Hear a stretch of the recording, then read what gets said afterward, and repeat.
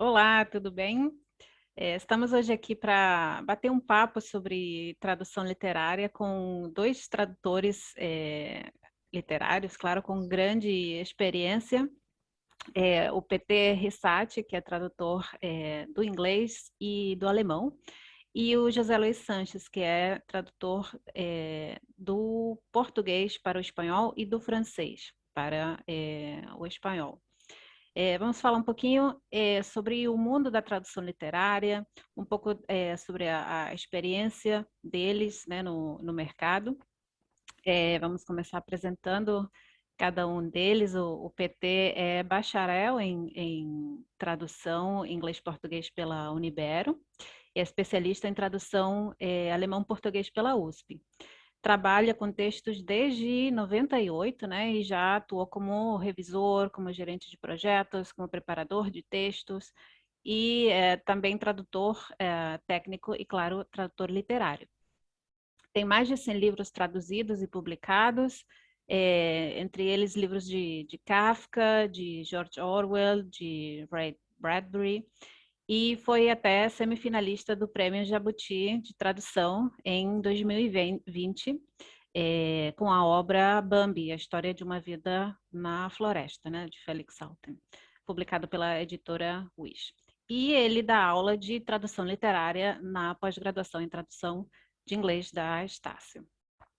E temos também o José Luiz Sanches, é doutor em filologia portuguesa pela Universidade de Barcelona e em teoria da tradução pela Universidade Autônoma de Barcelona, é graduado em tradução também pela Autônoma e já traduziu, por exemplo, o Quixote em parceria do Cervantes, em parceria com o tradutor Carlos Noguet, também traduziu Machado de Assis, Lima Barreto, José de Alencar, Vinícius de Moraes, todos eles do português para o espanhol. E também, por exemplo, o Prêmio Nobel Gao Xinyan, que traduziu do francês para o espanhol, entre outros autores. Ele também foi autor e diretor de 5 dicionários, espanhol-português, e é professor e coordenador dos cursos de pós-graduação em tradução de inglês e de espanhol na Estácio. Então, bem-vindos os dois, obrigada por estar aqui. Obrigado pelo convite. Eu queria começar perguntando qual foi a sua primeira tradução, se vocês lembram. Sim, a gente diz que na tradução todos os nossos livros traduzidos são como os filhos, mas tem alguns filhos que a gente gosta mais, alguns que a gente gosta menos. E tem o primeiro que inaugura a nossa lida. E meu primeiro livro nem foi uma tradução literária, na verdade. O primeiro livro traduzido e publicado foi um livro sobre emagrecimento e antitabagismo. Então saiu em português, inclusive com um nome em inglês, que foi o nome que foi dado em alemão também, Stop Smoking, Stay Slim, né? E embaixo tinha uma explicação, né? Como parar de fumar e não engordar em tantos dias, uma coisa assim.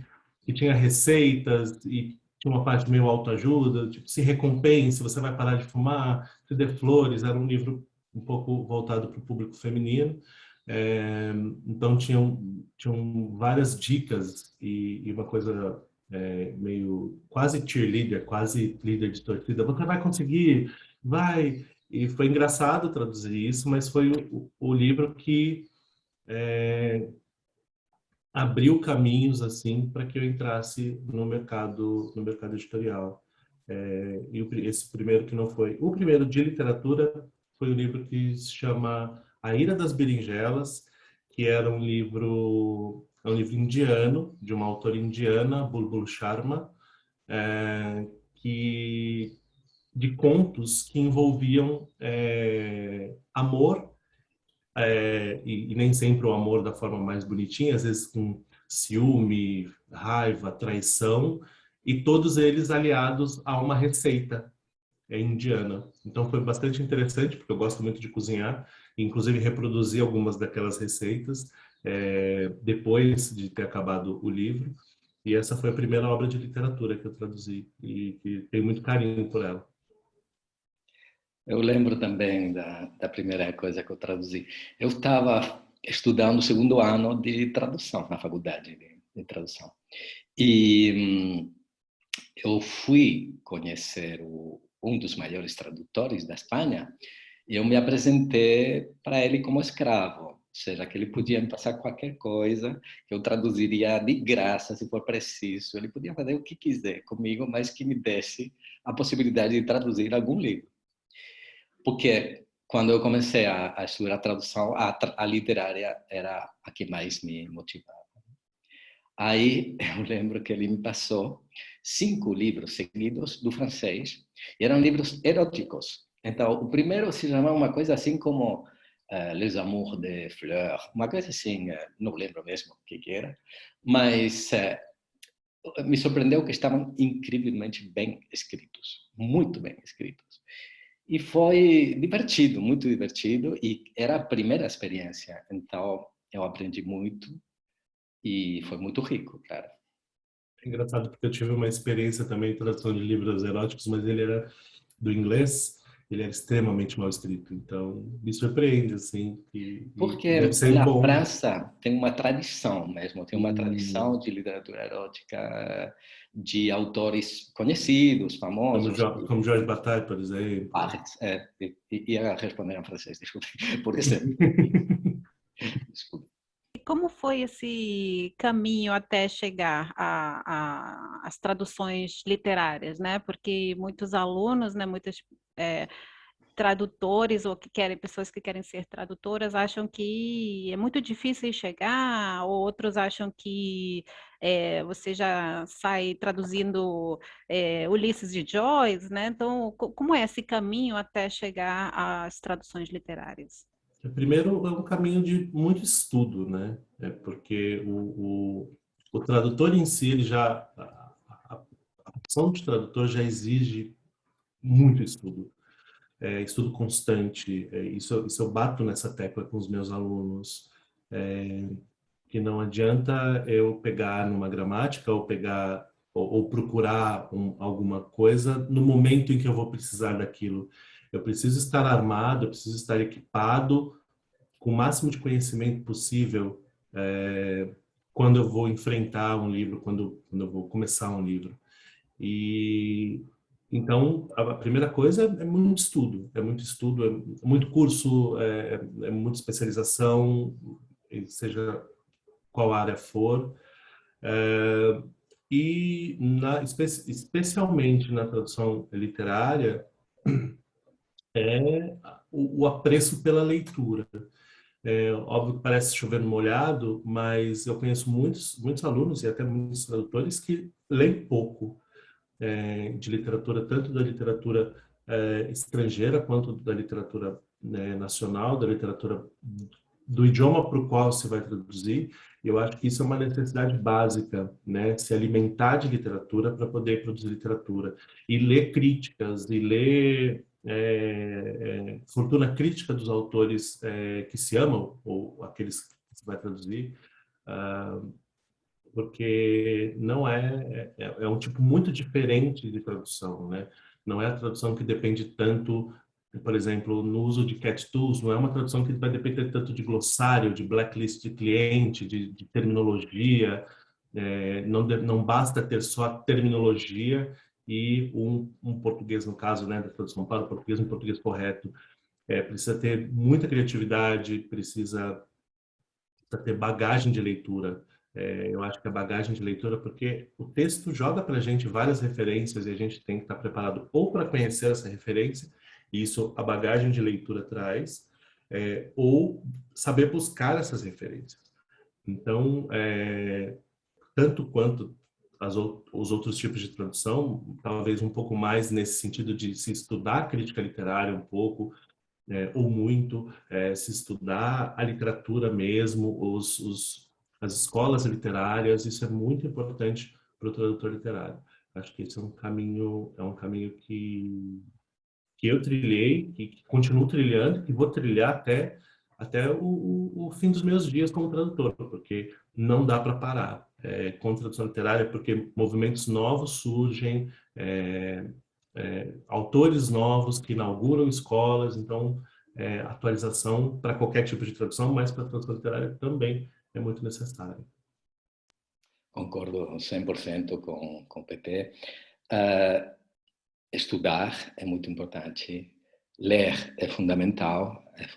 A gente, com certeza, temos quase todos os tradutores literários esse gosto pela literatura, não? Provavelmente a maioria começamos a ler de crianças, né? Quando éramos crianças.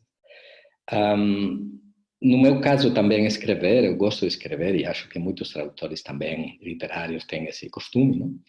Então, a gente gosta da literatura. É muito difícil, muitos estudantes acham que, ok, eles se formaram, aí vão receber vão ser selecionados para traduzir um grande autor, não?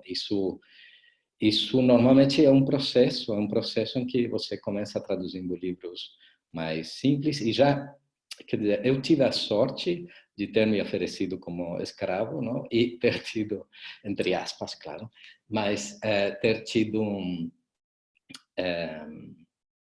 ter conseguido traduzir esses 5 livros com ele, que não aparecia meu nome, ele mesmo assinava, mas ele fez um papelzinho dizendo que tinha sido eu, e aí já apareceu, quando apareceu a primeira oportunidade, já a editora me contratou diretamente, e a partir daí, quando você vai trabalhando e a editora gosta, as editoras gostam, você vai conseguindo mais opções, não? Mas você tem de conseguir essa experiência, não? Tem de conseguir começar de alguma forma. Que mais? Bom, esse foi o meu processo e continuo aprendendo da tradução, continuo aprendendo palavras, continuo aprendendo, olhando os livros, não como simples leitor, senão pesquisando neles, mergulhando neles para descobrir coisas novas, não? Estruturas, coisas que vão me servir na profissão, para continuar aprendendo, que para mim é uma das vantagens que tem a nossa profissão, que sempre continuamos aprendendo. Isso é bom. Quando alguém acha que já sabe tudo, deve ser alguma coisa muito perto do fim, não? Eu sempre digo isso para os meus alunos. Eu estou aí 20 anos mexendo com texto e há mais ou menos uns 15, 14, 15 trabalhando também com tradução e depois só com tradução. Não teve um dia na minha vida profissional que eu não aprendi uma palavra nova, uma estrutura nova ou uma maneira nova de traduzir uma estrutura que eu traduzia de um jeito e agora traduzo de outro. Então, é uma profissão que você está em constante crescimento, e ela parece tediosa porque é ficar na frente de um computador digitando, mas ela não tem nada de tediosa, muito pelo contrário, ela é sempre uma aventura e a cada livro é uma aventura nova que se abre. Então, é uma profissão que, se você está bem preparado e busca mesmo não só atuar como tradutor, mas atuar em outras áreas, como revisão, preparação de texto, que são áreas que ensinam muito. E eu recomendo isso principalmente para os iniciantes. Busquem trabalhar no entorno da tradução antes de encarar uma tradução, porque encarar uma tradução é uma responsabilidade muito grande, né? Tomar a peito o nome de um autor para servir de voz para ele é uma responsabilidade muito grande. Então, por isso, eu recomendo, trabalhem no entorno da tradução, como eu fiz. Eu comecei trabalhando no entorno da tradução, como revisor, como preparador de texto, e ali eu vi muito o que fazer e o que não fazer dentro de uma tradução. Isso foi uma grande escola para mim, obviamente, depois dos cursos e do meu bacharelado e da minha especialização. Esse foi uma outra maneira de aprender, o aprendizado da prática, que foi muito, muito eficaz para mim, né, para chegar até aqui e para continuar avançando e tendo essa curiosidade. Que trabalho foi o mais prazeroso para vocês? Vocês têm algum livro que vocês falam, esse aqui foi incrível? Eu tenho vários que eu curti muito, muito. O Quixote mesmo foi um dos mais divertidos. Eu já tinha estudado ele na escola desde criança, não? A gente era obrigada a ler o Quixote. Mas na hora de traduzir com o Carlos Nogueira era muito divertido, então realmente curti muito. Também livros de amigos também. E gostei muito do Alienista, de Machado de Assis, de Iracema também, foi muito legal traduzir. O Gao Shenqian também foi uma coisa impressionante, não? E eu lembro que naquela época, bom, muitas vezes acontecia, não? Da minha mulher ficar chateada porque eu acordava e ia direto no computador. Aí, sem tomar café da manhã, ia direto, porque eu estava com vontade de continuar, porque a gente mergulha no livro, de continuar vivendo essa aventura, não? Que estava traduzindo. E era, o café esfriava, enfim, era essas coisas. Mas que trabalho tem isso, não? Quantos trabalhos tem essa coisa de a gente se apaixonar tanto que até não espera, mal levanta da cama e vai diretamente trabalhar, não? Isso é bom, isso é uma vantagem que a gente tem.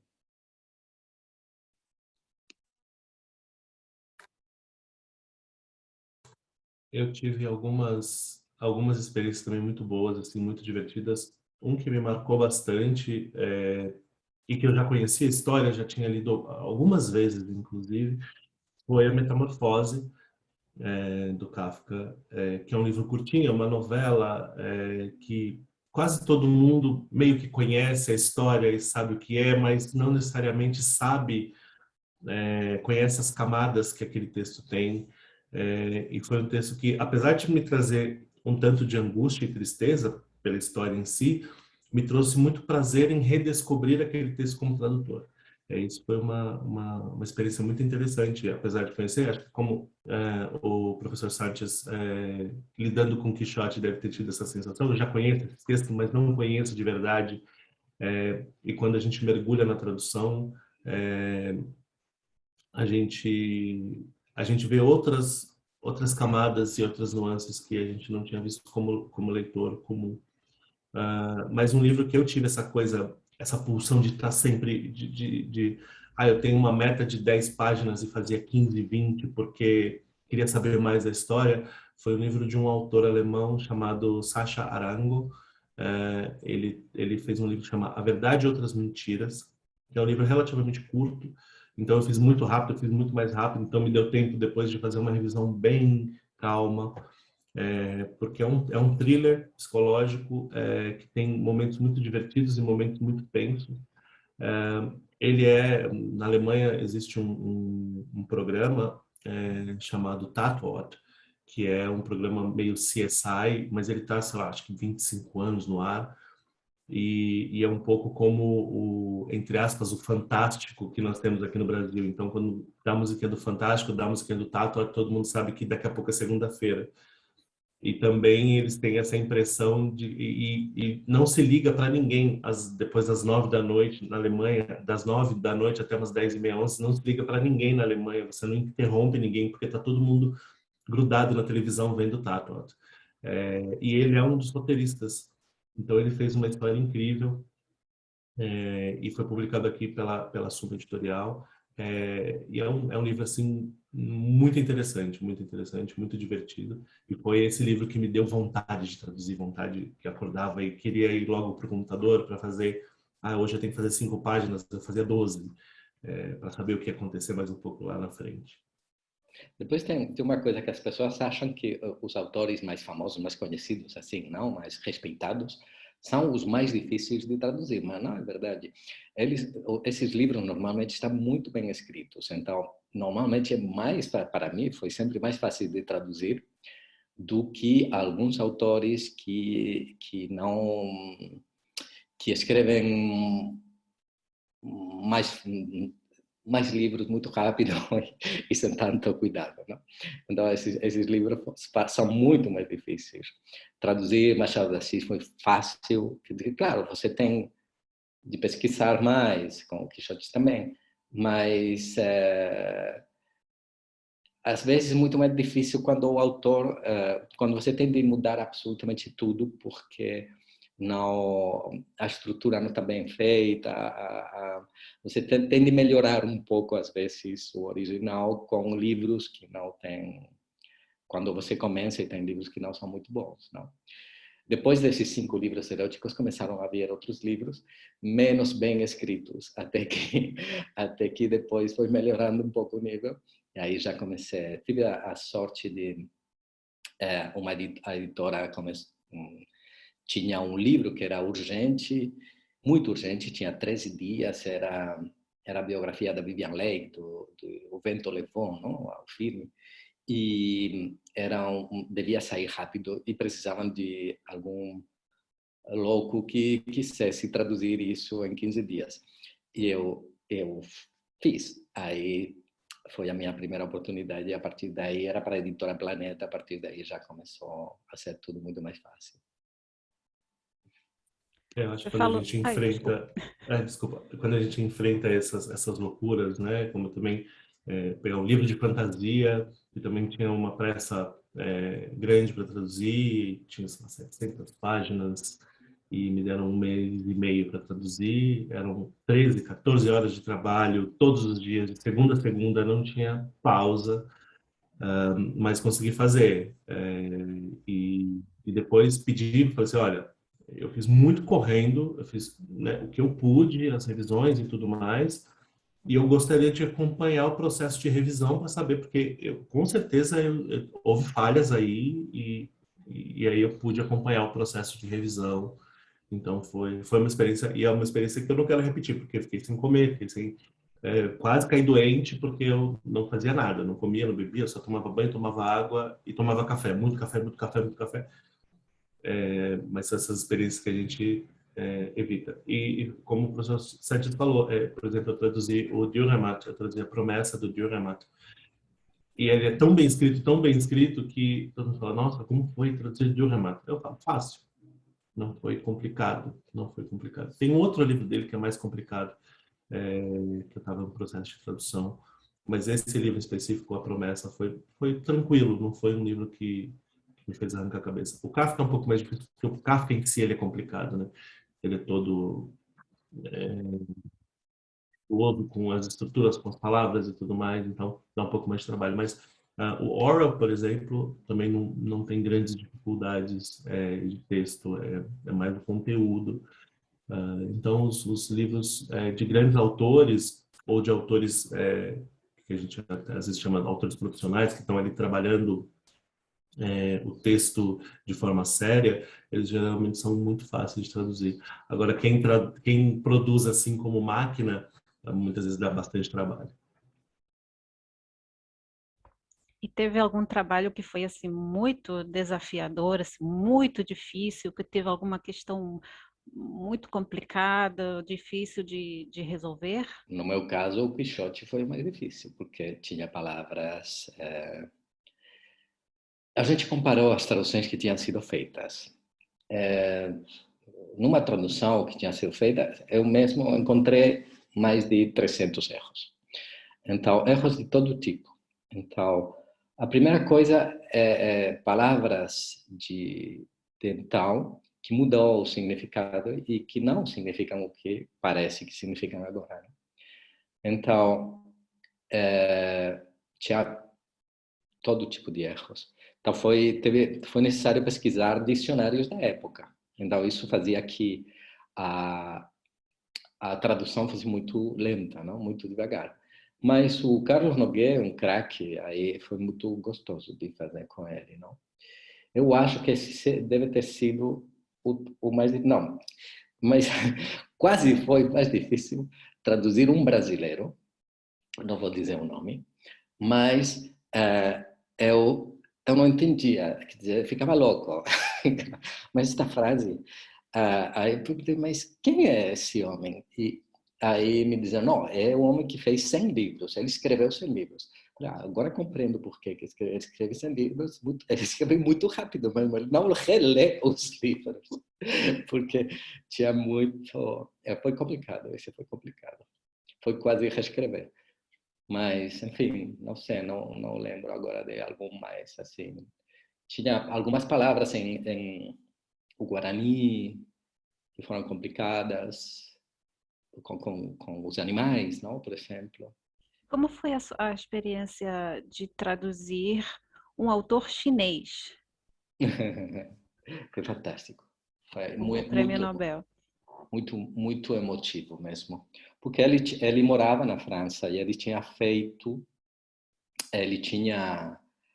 uma versão em francês e tinha uma versão em chinês. Aí eu fiz com o tradutor, junto com o tradutor chinês, eu fiz a tradução do francês. E um tradutor chinês, um grande professor, que tinha sido professor na minha universidade, grande amigo e grande escritor também, Wang Weizhou, ele foi quem revisou para ver se e comparou a versão chinesa para ver se tinha alguma coisa, mas não tinha mesmo. Só que era muito emotivo, falava sobre a época em que os intelectuais na China eram levados a campos de concentração, campos de trabalho que chamavam, não? E o autor do livro e o Wang tinham vivido a mesma experiência. Então era tudo muito, muito emotivo. Era tudo muito na flor da pele sempre, não? Mas foi uma experiência muito rica. Infelizmente o Wang faleceu faz pouco tempo e guardei com ele uma amizade que se criou a partir desse momento incrível, não? E ele deixou muitas traduções do espanhol para o chinês. Foi um dos grandes tradutores chineses e uma das melhores pessoas que eu conheci. É engraçado porque eu também tenho uma experiência com um Nobel chinês, que é o Liu Xiaobo, que foi, se não me engano, em 2013. E o engraçado dessa experiência é que eu traduzi do alemão, porque ele tinha a base dele era um pouco a Alemanha, a mulher dele foi para a Alemanha, mas ele foi preso por ter escrito esse livro que chama Eu não conheço, eu não tenho inimigos, não conheço ódio, em que ele falava de vários aspectos da sociedade chinesa e em forma de ensaios, desde o erotismo na China até o rapto de crianças para trabalhos forçados, até toda essa questão dos intelectuais que eram levados a campos de trabalho. E ele terminava com vários poemas dedicados à mulher. Então, foi bastante emocionante. E aí fiz essa tradução foi publicada, bem recebida aqui no Brasil. E aí eu fui para a minha primeira estada na Casa de Tradutores Loren, na Suíça. E lá tinha uma tradutora chamada Karin Betts. E conversando com ela, soube que ela era tradutora do chinês. E eu lembrava daquele nome, por que eu conheço esse nome? E eu falei, Karin, você traduziu alguma coisa do chinês faz pouco tempo, de algum Nobel? Ela falou, eu traduzi o Liu Xiaobo. Eu falei, então eu traduzi a sua tradução. Então, e a gente começou a conversar sobre essa tradução. Então, ela traduziu do chinês para o alemão e eu traduzi a tradução dela do alemão para o português. E depois vimos que tínhamos vários encontros na vida sem saber, sem querer, e fomos nos encontrar lá. Essa foi uma experiência muito interessante também. Que bonito, Peter. Uhum. A gente não sabia que tínhamos essa coincidência também. E vocês tiveram, quando traduziram autores vivos, vocês tiveram contato com os autores para poder tirar dúvida? Ou eles quiseram ver a tradução depois? Vocês tiveram algum tipo de relação com autores? Sim, sim. Sim, é bom poder, às vezes, contar com o autor, não? Principalmente quando tem alguma dúvida assim importante. Brasileiros assim, o Miguel Sánchez Neto, que acabou sendo grande amigo meu, o Antônio Torres também, com os dois tirei algumas dúvidas sim, que interessantes. E isso é muito rico, isso é muito rico. Uma coisa muito curiosa, eu falei antes, não, que a gente mergulha nos livros muito mais do que lê os livros, não? A gente entra nos livros mesmo, não? Eu acho que nós deveríamos ser como um vidro, não, transparente, que o leitor não lê, não vê, a gente só vê o autor, mas na realidade está lendo a gente. E a gente mergulha tanto no livro que eu lembro com algum autor que eu lembrava mais de algum trecho do que ele mesmo tinha escrito. De repente, não sei, por ter, eu fazia alguma menção, foi como o que você escreveu, eu escrevi isso? Sim, claro. Então, às vezes a gente vive com tanta intensidade isso, não? Que fica gravado na memória. Mas também, eu tive também um autor português também que deu um pouco de trabalho também, sabe? Aquilo que autor que quer revisar tudo, e que acha que sabe mais a sua língua do que você. Essa é outra coisa também que o aspirante a tradutor literário tem de ter muito claro. É muito importante conhecer a língua estrangeira da que você vai traduzir, mas é muito mais importante conhecer muito bem a sua língua. Muito bem, mas não conhecer. É importante que você seja um profissional da sua língua, que você possa revisar qualquer texto, que você tenha capacidade, controle gramatical absoluto, léxico, etc. E o problema é quando, como são português e espanhol, são duas línguas tão próximas, muitas vezes os autores acham que sabem mais da língua do espanhol do que você que está traduzindo, não? E quase nunca é assim. Então, às vezes dá um pouquinho de trabalho, mas faz parte. Faz parte, a gente explica e fica tudo bem. Eu tive contato com alguns autores alemães. Eu tive um contato até bastante próximo, e até hoje tenho, converso com ela de vez em quando. Ela chama Nina George, ou Nina George, depende de onde a gente está no mundo. Tive contato com o Michel Kampfmüller, que foi o autor de O Esplendor da Vida, que conta o último ano do Kafka. Ele me encontrou, na verdade, porque saiu uma matéria, acho que foi no Globo, falando sobre esse livro, que esse livro ia sair aqui no Brasil. A autora da matéria estava fazendo um apanhado das traduções de Kafka e sobre Kafka, e o livro ainda não tinha saído, mas o meu nome já estava atrelado à tradução desse livro, e aí ele encontrou e entrou em contato comigo. E foi até engraçado que eu tirei uma dúvida com ele. Eu falei, olha, eu percebi que as partes do Kafka são todas embaralhadas, trocadas propositalmente. Há vários deslocamentos de frases para causar, parece proposital causar vírgulas no texto. E eu atribuí isso ao fato do Kafka ser tísico, né? Ter esse problema da respiração e tudo mais. E foi engraçado que ele respondeu, não tem nada a ver com isso. No início do livro, eu digo, o doutor é um homem complicado. Então, todas as partes dele são mais complicadas. Mas eu gostei muito dessa sua explicação, vou começar a usar. Então, foi divertido isso. E tive contato também com uma autora que o livro ainda não foi lançado, mas deve ser lançado em breve, chama Ulla Lentze.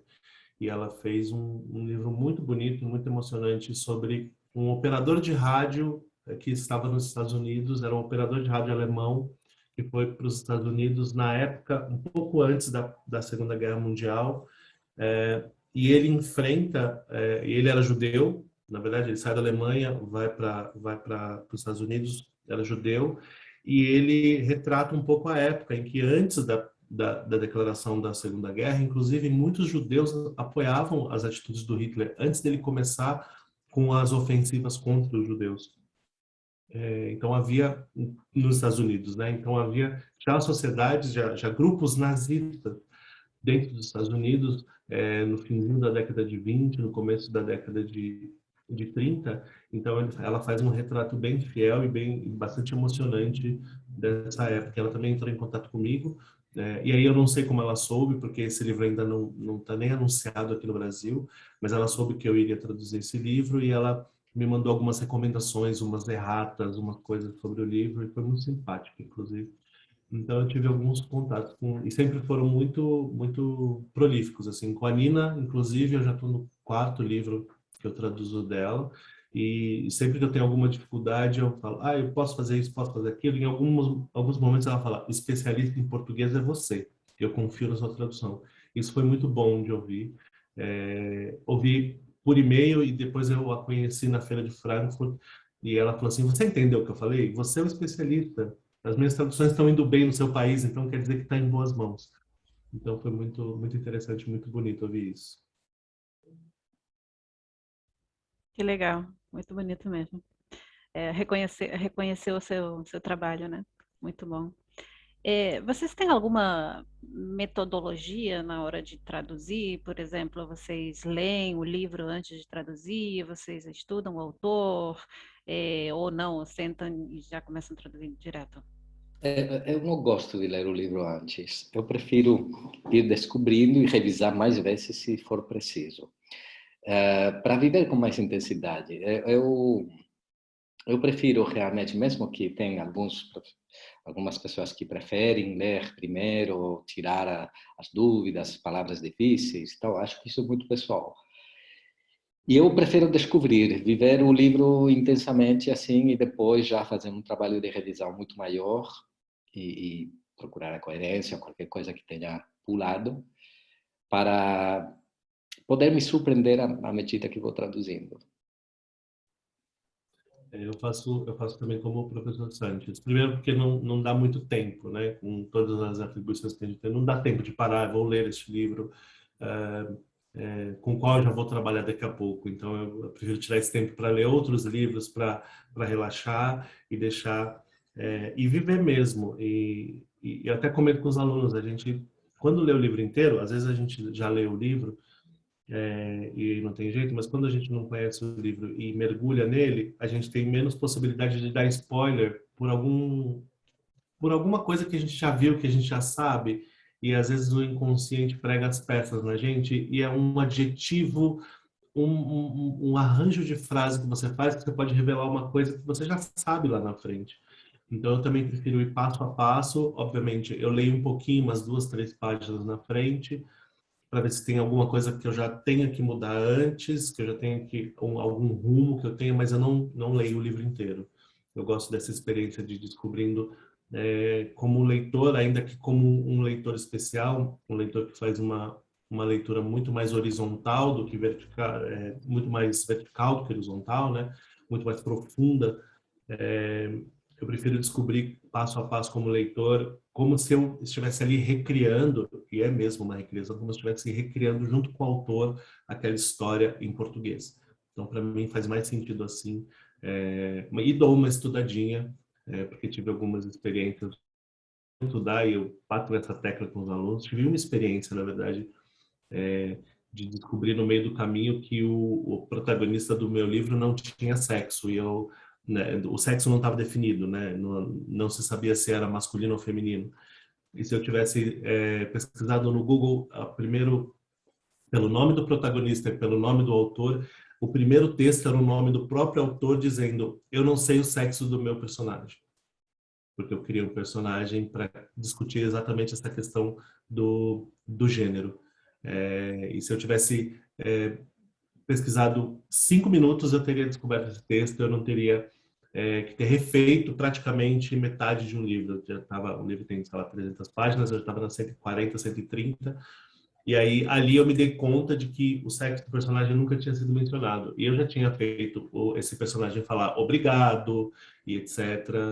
E usado ele em vários momentos para se referir, e adjetivos né, estou muito cansado, porque ele é o narrador, né? Estou muito cansado, etc. E tive que revisar tudo isso, tive que tirar todas as marcas de gênero do texto. Então, se eu tivesse pesquisado um pouquinho, eu teria me poupado desse trabalho.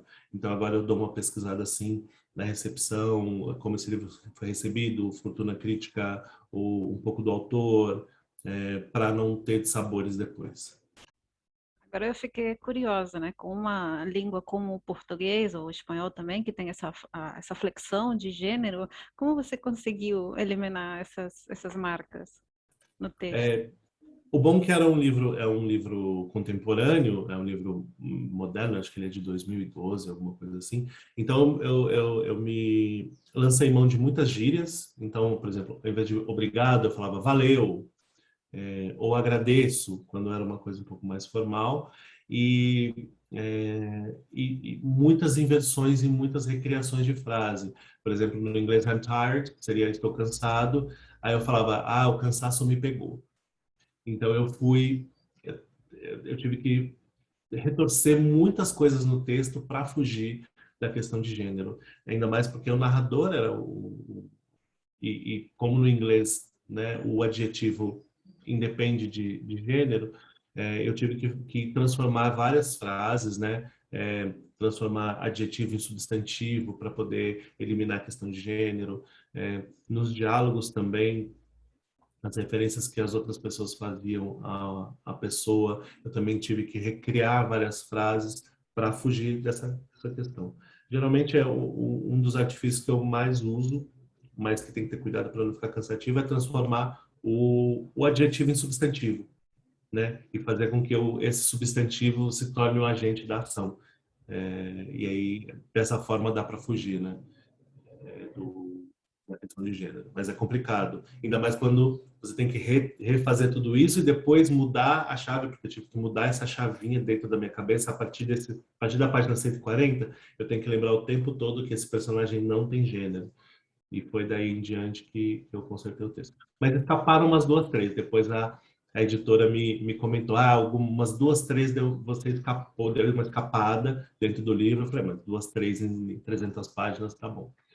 Para quem tiver curiosidade, o livro chama Encarcerados, do John Scalzi, foi lançado pela editora Aleph. Incrível esse trabalho. Você mencionou essa diferença, né, entre o inglês e o português. Quais vocês acham que são as principais dificuldades de tradução entre o inglês e o português, o alemão e o português, no seu caso, PT, e o francês e o espanhol e o português, no caso do José Luiz? No caso do português e o espanhol, que são duas línguas muito parecidas. Então, eu devo fazer sempre o trabalho de esta frase como faço em espanhol, porque não tem tanto uso de evasivas, não tem a estrutura sintática não sempre é a mesma. Então, mas é muito fácil você se deixar levar. Não é, o problema não é alguma palavra que você não são os falsos amigos léxicos que é difícil que depois de estudar a língua há muito tempo você caia num falso amigo léxico. O problema é mais os falsos amigos sintáticos que realmente as duas línguas não funcionam igual. Então, se você mantém a mesma estrutura, não vai soar bem na sua língua, não? Então você precisa adaptar essa estrutura à sua língua. Então eu acho que essa é a maior dificuldade. Depois, bom, eu praticamente diria que essa entre espanhol e português, português e espanhol, eu acho que é a maior dificuldade. Com o francês e o espanhol, como são duas línguas bastante diferentes, eu não tenho esse problema. Então, normalmente, para mim, tem mais distância, é muito mais... você tem de ficar menos alerta do que quando está traduzindo do português, ou do português para o espanhol, do espanhol para o português, porque é muito mais fácil errar entre estas duas línguas. Para mim é muito mais fácil traduzir de duas línguas tão próximas quanto de duas línguas que são um pouco mais distantes, porque é muito mais difícil e você tem de ficar muito mais alerta, mesmo que pareça muito mais fácil, não? Por isso, de repente, tem pessoas que acham que podem traduzir sem ter estudado bem a língua, nestas duas línguas próximas, não? Espanhol ou português, ou sem ter estudado tradução. E eu acho que é absolutamente necessário para traduzir entre duas línguas tão próximas quanto estas.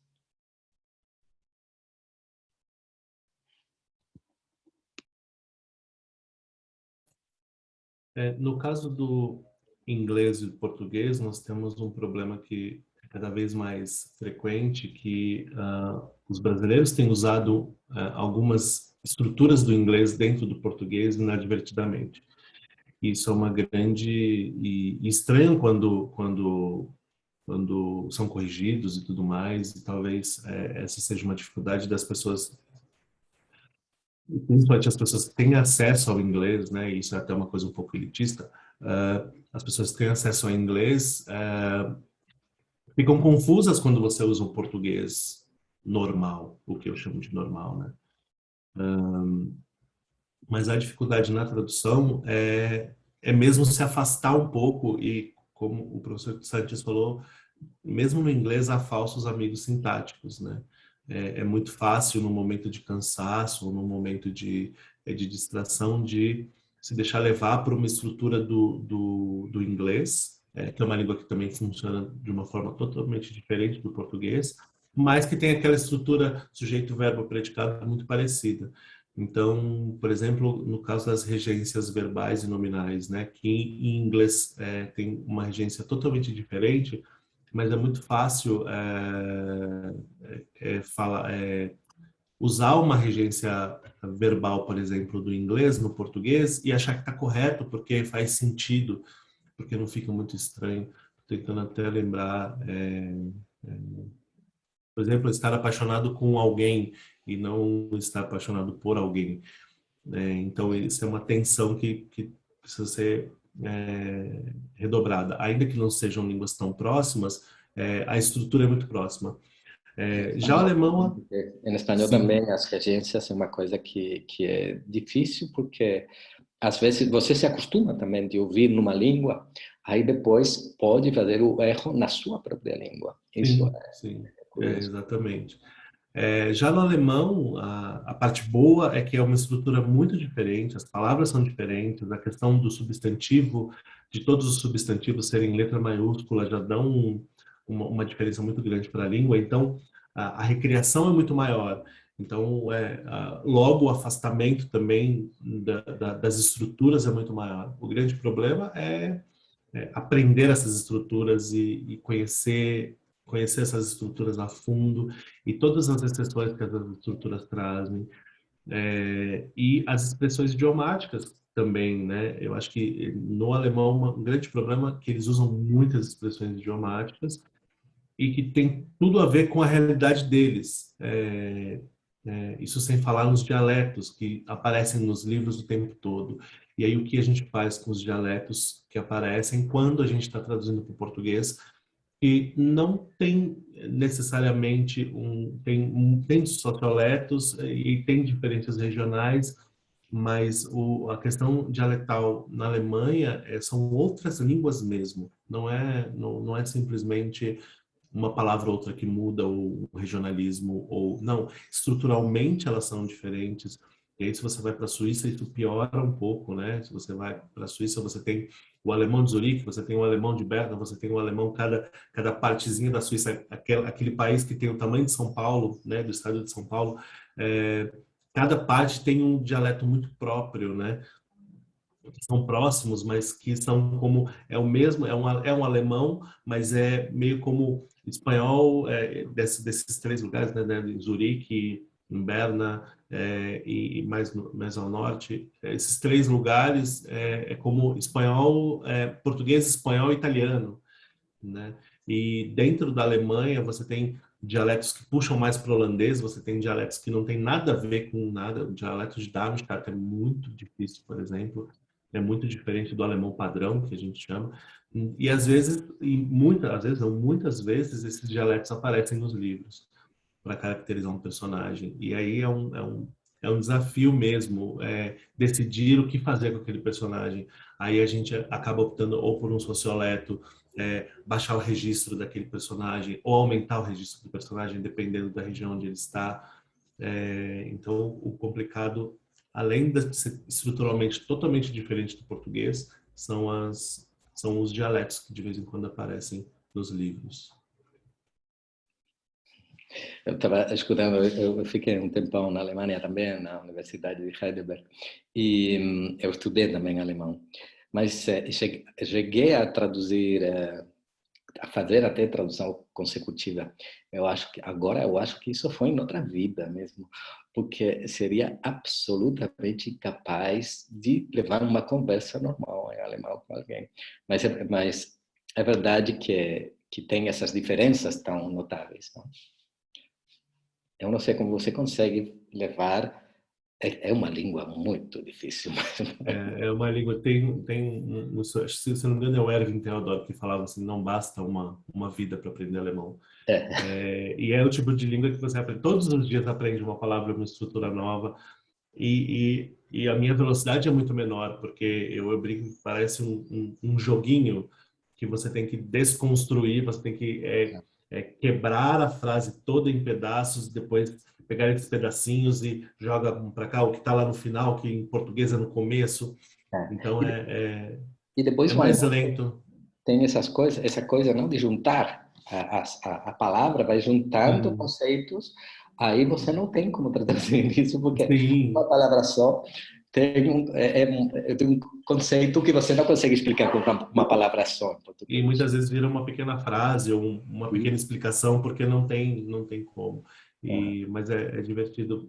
E as declinações, né? Você tem a questão da declinação e de saber quem é quem. Inclusive no Bambi eu tive um problema muito grande com uma declinação, e eu estava fazendo umas matérias pré-mestrado na USP, uma matéria de linguística sistêmico funcional. E eu só descobri aquela frase, o que aquela frase realmente significava, por conta dessas aulas, porque eu consegui desmembrar aquilo em funções, desmembrar a frase em funções e ver qual palavra estava desempenhando cada função, e junto com meu conhecimento de declinação, eu falei, é essa frase. E todas as traduções que eu peguei, essa frase está errada. Todas as traduções para vários idiomas que eu peguei, os idiomas que eu conheço um pouco, essa tradução está errada, porque aquela frase está montada de um jeito que você fala assim, eu não estou entendendo, porque a frase causa um paradoxo de um capítulo para o outro. Em um capítulo fala, e fulano desapareceu, e no capítulo seguinte, o fulano está na toca. Então, não era o fulano. Aquela declinação daquela parte indica que a família do fulano sumiu e não o fulano. Uma loucura, mas eu sei que a tal da linguística sistêmica funcional me ajudou a descobrir, e não tinha com quem confirmar, mas depois fui fazer pesquisa sobre esse trecho, e esse trecho é considerado um trecho bem difícil desse texto, que é um texto todo fácil, que é um texto infantil, mas esse trecho é um trecho considerado difícil pelos estudiosos, e ninguém conseguiu tirar dúvida com o Salten, né? Os estudiosos não conseguiram, porque infelizmente já estava morto, mas que eu consegui pelo menos fazer sentido, né? Que o fulano não tinha fugido, que o fulano estava na toca. Peter, que textos você coloca com os alunos da pós-graduação da Estácio? Que autores para traduzir, ou que textos, como você faz? Eu coloco em aula, eu coloco autores mais contemporâneos. Eu acabo trabalhando em aula com o que eles vão ver no dia a dia, né? Com o que eles vão ver, inclusive no início, né? Textos um pouco mais populares, de autores mais novos. Eu acho que eu dou só um texto de um autor antigo. Eu dou um texto de um autor mais antigo, que é o Dr. Jekyll e o Mr. Hyde, o começo. Mas os outros eu dou o começo, que é bem complicado por conta das rimas e tudo mais. Mas os outros eu dou textos contemporâneos, e eu digo para eles, esses são os textos que vocês vão enfrentar no início da carreira, geralmente, né? Textos mais populares, textos jovens, ou textos mais novos, né? Mas nas provas eu dou dois autores mais antigos, que é para dar uma chacoalhada no cérebro e falar assim, ó, um dia pode cair um desses no colo de vocês, então estejam preparados. Ok. E vocês já mencionaram algumas, né, ao longo do bate-papo, como gostar de ler, né? Mas quais seriam as características imprescindíveis que um tradutor literário precisa ter, né? Que vocês falam para os alunos, se vocês quiserem ser tradutores literários, tem que fazer isso, isso e isso. Primeiro, a gente já falou a leitura. Isso é fundamental mesmo.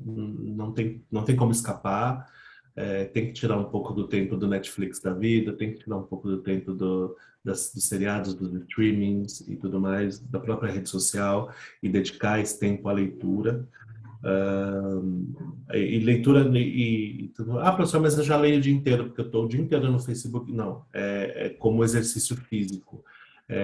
Eu não falo que eu faço exercício físico porque eu subo e desço as escadas na minha casa 10 vezes por dia.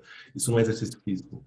Exercício físico é proposta. Eu vou me propor a fazer o exercício. Então, eu vou parar meia hora do meu dia para caminhar meia hora, 40 minutos. Então, com a leitura tem que ser a mesma coisa, porque o cérebro é como um músculo, ele tem que ser exercitado o tempo todo. Então, leitura. Eu acho que duas características de um bom tradutor é ser um bom leitor e ser muito curioso. Muito curioso. Não se contentar com a primeira acepção do dicionário, nem com os primeiros 3 links da pesquisa do Google.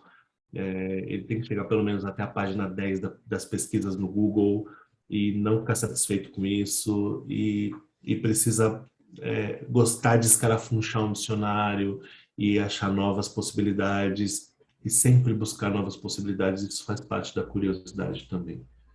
É verdade, concordo. Ler, gostar de pesquisar, mas é gostar. Eu acho que eu tenho alunos, não, que muitas vezes eles estão mais preocupados por que área da tradução vai dar mais dinheiro. E eu sempre falo para eles, é muito mais importante você gostar do que está fazendo, porque provavelmente acabará sendo melhor nessa área, acabará recebendo mais trabalho, acabará sendo melhor pago até, e a sua vida será muito mais rica do que ficar fazendo um trabalho que você não goste durante o tempo todo. Não? Eu não tenho nenhuma intenção de me aposentar, por exemplo. Eu gosto do que eu faço. Para mim é um prazer. Então, eu acho que quando você está fazendo um trabalho que você não gosta e trabalha só pelo dinheiro, acho que acaba sendo realmente uma vida pobre. E que vale a pena realmente trabalhar numa coisa que você gosta. Não? Então, eu sempre animo eles a fazer isso. Quando eu comecei a estudar tradução na universidade, eu chegava com... A minha língua principal era francês, até melhor do que o espanhol, porque tinha morado muitos anos lá, etc. E tinha estudado mais francês do que espanhol. E a língua que eu gostava era português. Aí, na primeira entrevista, eles me disseram, francês, português, você vai morrer de fome. Não, você precisa pegar alemão. Aí eu peguei, eles me convenceram. Aí eu peguei. Primeiro dia de aula, todos os alunos falavam alemão, menos eu. Aí foi muito difícil, eu tive que trabalhar muito o alemão. O que aconteceu no final? Eu acabei traduzindo, principalmente do português. Por quê? Eu peguei como disciplina livre, peguei todas essas disciplinas de português porque eu gostava. Então, eu fazia por prazer e fui aprendendo por prazer mesmo. E quando você aprende porque gosta, é muito melhor. Foi o que aconteceu comigo no alemão. Ok. E acabei traduzindo mais do português do que de qualquer outra língua, fazendo dicionário. Então, finalmente, você acaba se dando bem com a coisa que você gosta. Isso é normal.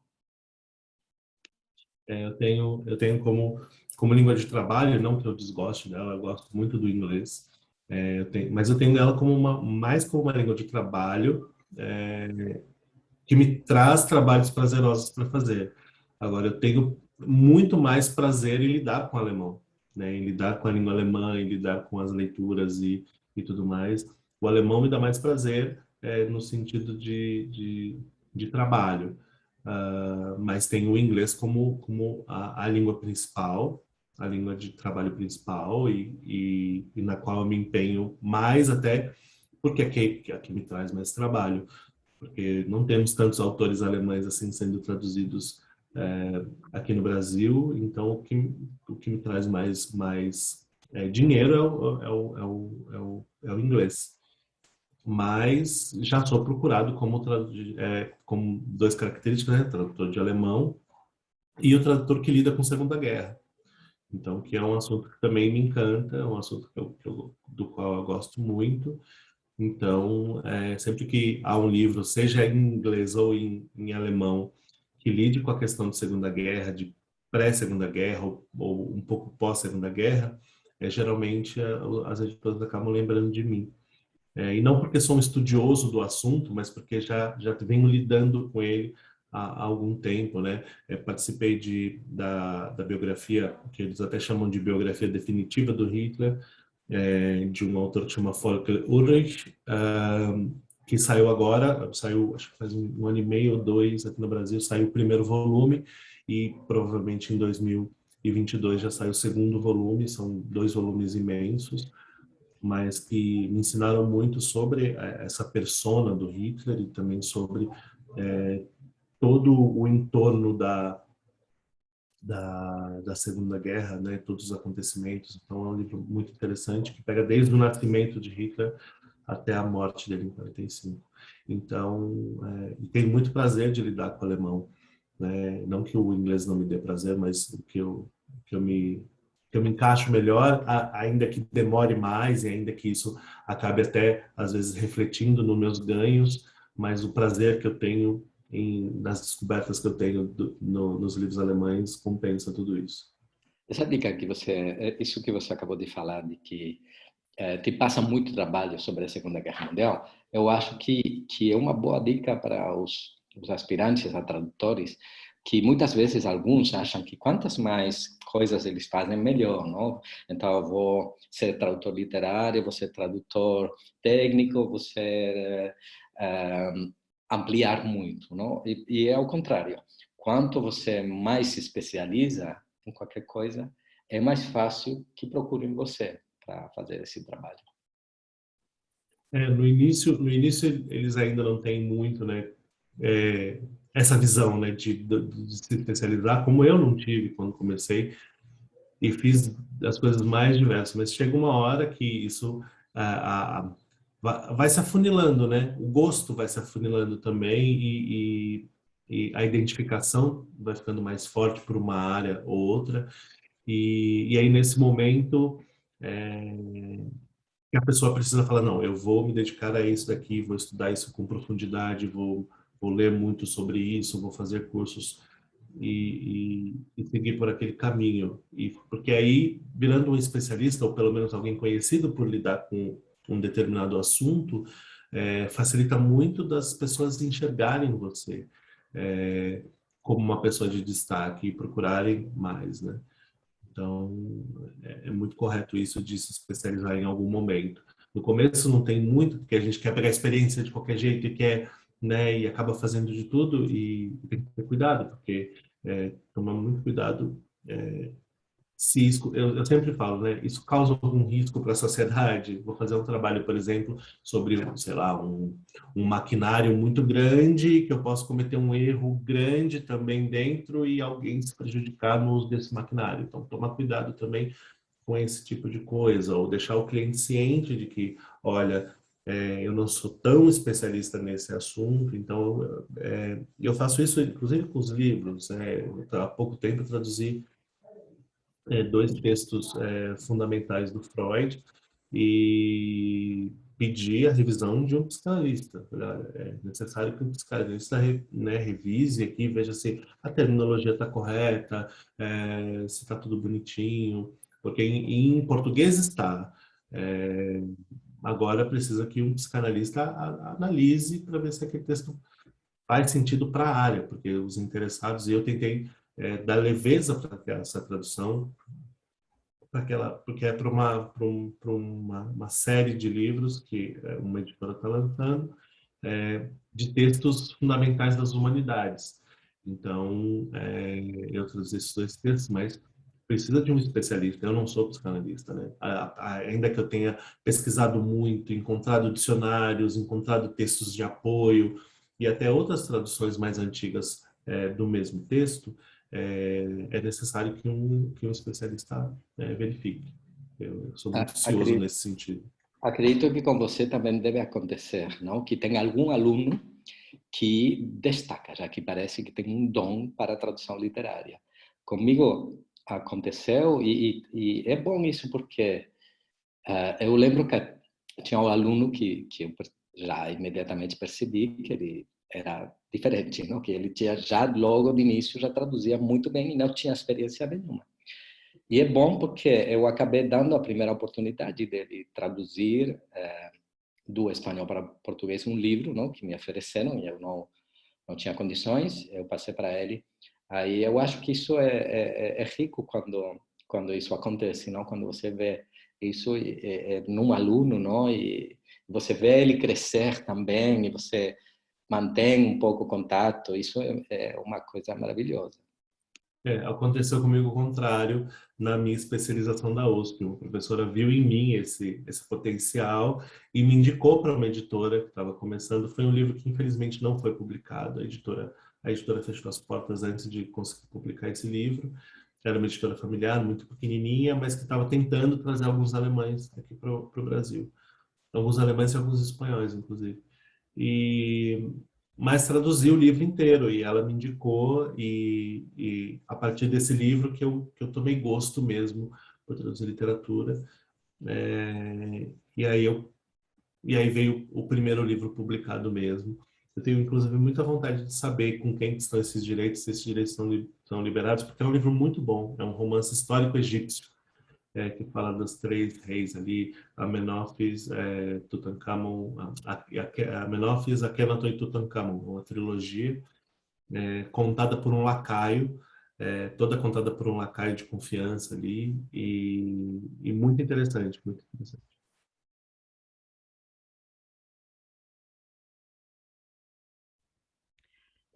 Qual é a sua sensação com relação...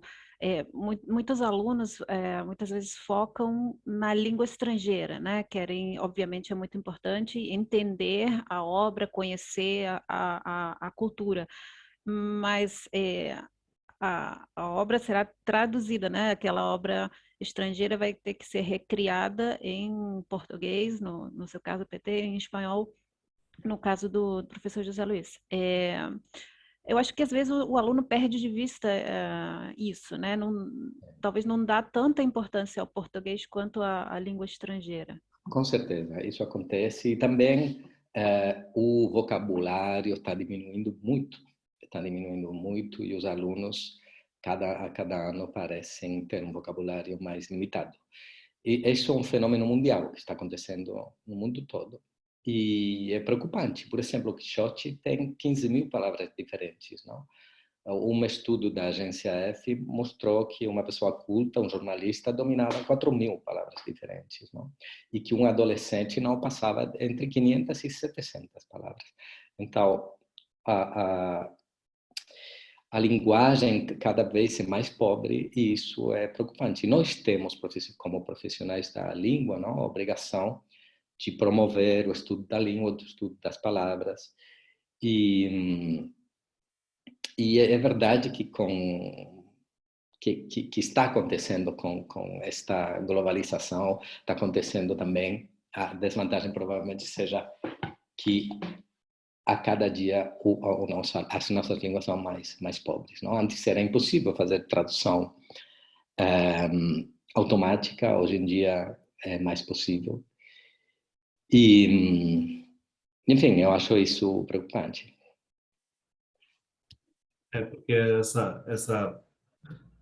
a tecnologia quando entra em contato com a língua, né, quando começa a invadir o terreno da linguística, começa a criar essas questões da linguagem controlada, exatamente para possibilitar a tradução automática, né, a tradução por máquina, e E o problema é que essa linguagem controlada acaba virando a linguagem, né? A linguagem controlada começa a não ser só usada nos manuais de maquinário pesado, como era antigamente, agora elas são usadas também em textos jornalísticos, que era o lugar onde as pessoas iam obter um pouco de conhecimento de variedade linguística, né? E hoje em dia não. Os textos são feitos com a linguagem controlada exatamente para poder ser traduzidos por tradutores automáticos gratuitos ou pagos, enfim. E isso prejudica muito a manutenção de uma riqueza linguística, né? E eu acho que nós devemos rumar contra essa maré, né? Ainda que a tradução automática facilite muito, né? Eu, por exemplo, não falo chinês, não falo russo, apesar de ter tentado aprender um pouco, não falo sueco, então a tradução automática ajuda a entender um pouco o que esses lugares estão trazendo de informação, mas isso por conta da linguagem controlada. Eu não devo me manter nessa linguagem controlada, eu preciso expandir meus horizontes linguísticos o máximo possível, o máximo que eu puder. E isso, hoje em dia, o combate disso são os livros, né? É a literatura. Porque antigamente o jornal servia para isso também, e hoje o jornal também está sofrendo com a questão da linguagem controlada, exatamente por uma questão econômica.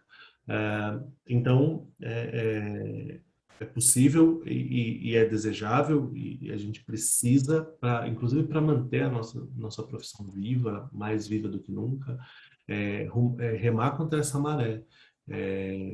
E a única maneira são os livros mesmo, os estudos com os livros, com a literatura, com a ficção e não ficção, enfim, mergulhar nos livros para estender cada vez mais o nosso horizonte linguístico.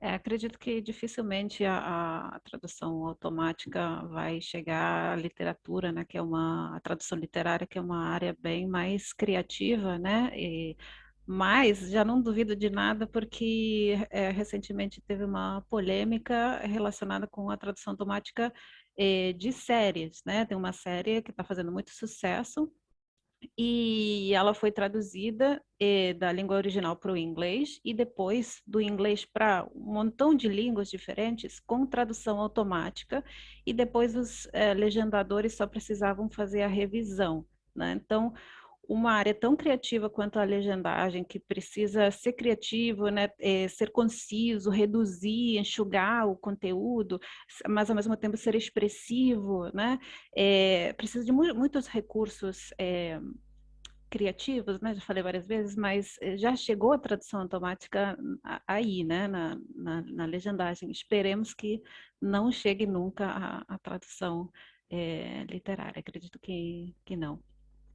Bom, você que está vendo o vídeo provavelmente se perguntará onde encontro a Meritxell, a professora Meritxell, a Masa, o professor Peter Rizatti, ou eu mesmo. Você encontra a gente na pós-graduação da Estácio em tradução. E, Meritxell, acho que o tempo nosso já foi. Então, obrigado, Peter, pelo bate-papo com você, foi fantástico. Eu que agradeço, foi muito bom mesmo.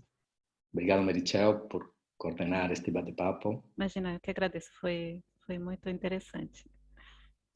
E até mais para todos vocês. Tchau, tchau, gente. Nos Tchau. vemos na Estácio. Tchau, tchau. Vemos na Estácio. Até mais.